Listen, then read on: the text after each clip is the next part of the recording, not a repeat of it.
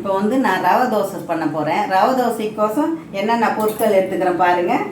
1 cup அரிசி மாவு, 1 cup ரவை, 2 வெங்காயம், முந்திரி பருப்பு, பச்சை மிளகாய், கொத்தமல்லி, கருவேப்பிலை இதெல்லாம் எடுத்துருக்கிறேன். இப்போ இந்த ரவை தோசைக்கு ஒரு 20 நிமிஷம் ஊறினா போதும்.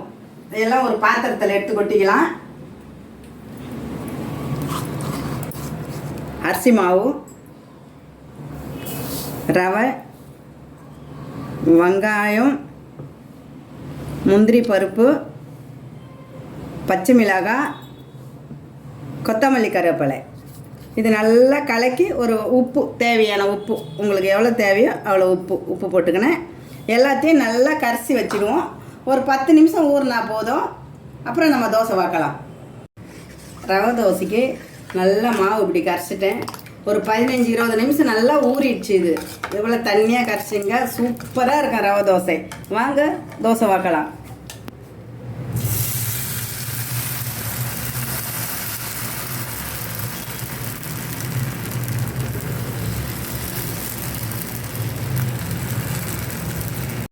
ரவை தோசை நல்லா வெந்துடுச்சு. நம்ம திருப்பி போடலாம்.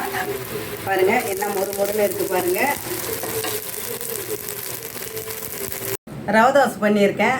செமையாக மொறுன்னு பண்ணியிருக்கேன். ஆனால் உங்களுக்கு காட்டாங்கன்னே நான் வாயில் வச்சு தின்னுட்டேன். மனசு பத இருந்துச்சு.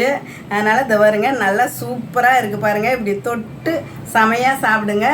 ராணி கிச்சனை மறக்காமல் பாருங்கள். லைக் பண்ணுங்கள், ஷேர் பண்ணுங்கள், கமெண்ட் பண்ணுங்கள். ஆனால் ராணி கிச்சனே கொஞ்சம் திரும்பி பாருங்கள். வணக்கம்.